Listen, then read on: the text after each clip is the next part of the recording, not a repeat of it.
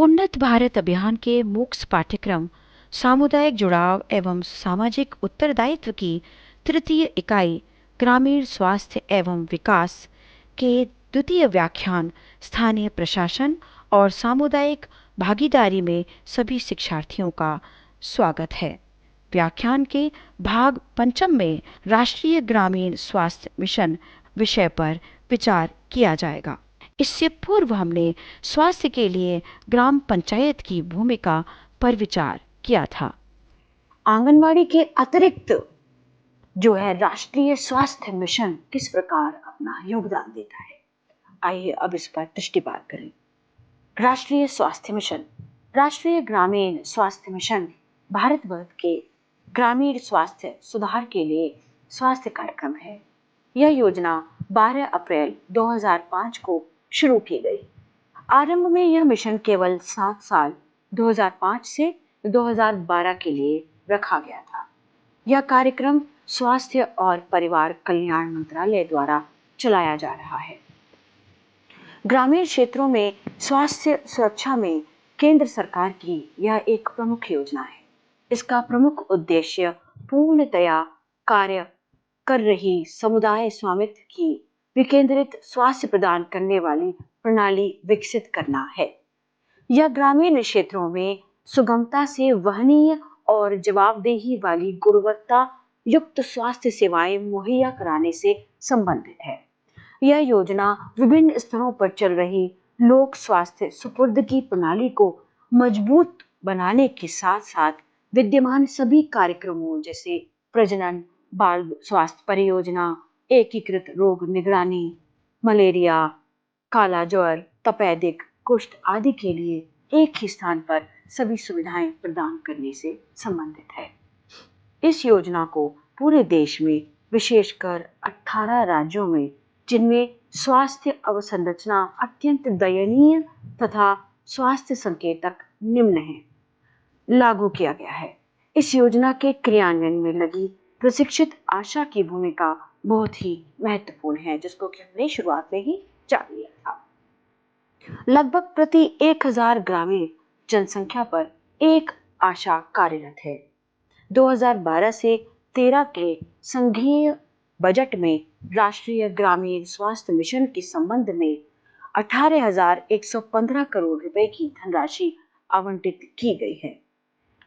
प्रत्येक विशेष केंद्रित राज्य अरुणाचल प्रदेश, असम, बिहार, छत्तीसगढ़, हिमाचल प्रदेश, झारखंड, जम्मू कश्मीर, मणिपुर, मिजोरम, मेघालय, मध्य प्रदेश, नागालैंड, उड़ीसा, राजस्थान, सिक्किम, त्रिपुरा, उत्तराखंड एवं उत्तर प्रदेश, सभी जगह मिशन के अंतर्गत किए जाने वाले कार्य।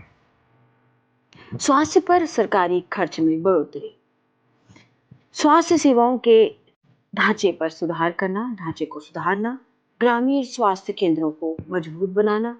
जो कार्य इस मिशन के अंतर्गत किए जाते हैं मैं उनकी चर्चा आपके साथ कर रही हूँ। देशी परंपरागत आरोग्य प्रणाली को बढ़ावा देना, उन्हें स्वास्थ्य सेवाओं का मुख्य अंग बनाना, निजी स्वास्थ्य क्षेत्रों का नियमीकरण करना, इसके लिए मापदंड और अधिनियम बनाना, निजी स्वास्थ्य क्षेत्र के साथ साझेदारी बनाना, लोगों को इलाज प्राप्त करने के लिए जो खर्च करना पड़ता है उसके लिए उचित बीमा योजनाओं का प्रबंध करना, जिला कार्यक्रमों का विकेंद्रीकरण करना ताकि ये जिला स्तर पर चलाए जा सके। स्वास्थ्य के प्रबंधन में पंचायती राज संस्थाओं, समुदाय की भागीदारी को बढ़ाना, समयबद्ध लक्ष्य और कार्य की प्रगति पर जनता के सामने रिपोर्ट या आख्या को प्रस्तुत करना। स्वास्थ्य सेवाओं में सुधार, इसके लिए निम्न कार्य प्रस्तावित हैं।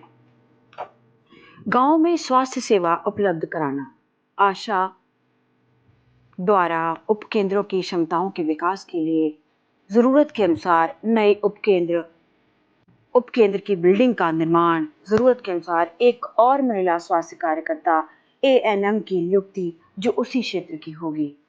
हर उपकेंद्र को रुपया 10,000 की गैर मद निर्धारित अनुदान राशि दी जाएगी जो सरपंच और महिला स्वास्थ्य कार्यकर्ता ANM के नाम से बैंक में जमा होगा। महिला स्वास्थ्यकर्ता इसका इस्तेमाल ग्राम स्वास्थ्य समिति से चर्चा करके कर सकती है। सारी आवश्यक दवाइयाँ उपलब्ध होंगी और प्राथमिक स्वास्थ्य केंद्र के उसको क्रियान्वित करने हेतु क्षमता विकास के निम्न कार्य किए जाएंगे। जरूरत के अनुसार बिल्डिंग का भवन का निर्माण, प्राथमिक स्वास्थ्य केंद्र 24 घंटे खुले रहेंगे, नर्सिंग की सुविधा उपलब्ध होगी। कुछ चुनिंदा प्राथमिक स्वास्थ्य केंद्र को 24 घंटे का अस्पताल बनाया जाएगा जिसमें आपातकालीन सेवाएं प्राप्त हो सके। प्राथमिक स्वास्थ्य केंद्र में 2 और नर्स की नियुक्ति, कुल 3 नर्स, जरूरत के अनुसार 1 और डॉक्टर, आयुष डॉक्टर, आयुर्वेदिक, यूनानी, होम्योपैथी की नियुक्ति। हर प्राथमिक स्वास्थ्य केंद्र को रुपया 10,000 का अनुदान मिलेगा जिसे स्थानीय स्वास्थ्य संबंधी कार्य के लिए इस्तेमाल किया जा सकता है। प्राथमिक स्वास्थ्य केंद्र के रखरखाव के लिए रुपया 50,000 दिया जाएगा। प्राथमिक स्वास्थ्य केंद्र को चलाने के लिए इसमें रोगी कल्याण समिति का गठन किया जाएगा। प्राथमिक स्वास्थ्य केंद्र को प्रोत्साहित करने के लिए रुपया 1 लाख की अनुदान राशि प्राप्त होगी या प्रदान की जाएगी। शर्त यह है कि यह राशि राज्य को तभी दी जाए जब राज्य यह वचन दे कि रोगी कल्याण समिति जो पैसा इकट्ठा करती है उसी के पास रखा जाएगा, उसी के पास वह रहेगा और राज्य के खाते में नहीं जाएगा, यानी वो सीधे सीधे रोगी को मिलेगा। सामुदायिक स्वास्थ्य केंद्र के लिए ये किस प्रकार काम करते हैं ये भी देखना जरूरी है। सामुदायिक स्वास्थ्य केंद्रों की क्षमता का विकास उच्च स्तरीय किया जाए ताकि उसमें 24 घंटे चिकित्सा सेवाएं उपलब्ध हो। निश्चेतना विशेषज्ञ की नियुक्ति, आयुर्वेदिक, यूनानी, होम्योपैथिक क्लिनिक, सामुदायिक स्वास्थ्य केंद्र के बिल्डिंग का भवन का निर्माण, पुनर्निर्माण, रोगी कल्याण समिति का गठन, जैसे प्राथमिक स्वास्थ्य केंद्रों के लिए, सामुदायिक स्वास्थ्य केंद्र के लिए मापदंड इत्यादि को बनाना, IPHS का पालन जरूरत के अनुसार करना, नए सामुदायिक स्वास्थ्य केंद्र शुरू करना, सारे राष्ट्रीय कार्यक्रमों जैसे जिन रोगों के लिए होते हैं जैसे मलेरिया, पोलियो, टीबी आदि और परिवार कल्याण कार्यक्रमों का राज्य और जिला स्तर पर समन्वय। राष्ट्रीय ग्रामीण स्वास्थ्य मिशन के लिए जो जिला स्तर पर टीम बनेगी उसमें निजी क्षेत्र का प्रतिनिधित्व किया जाएगा।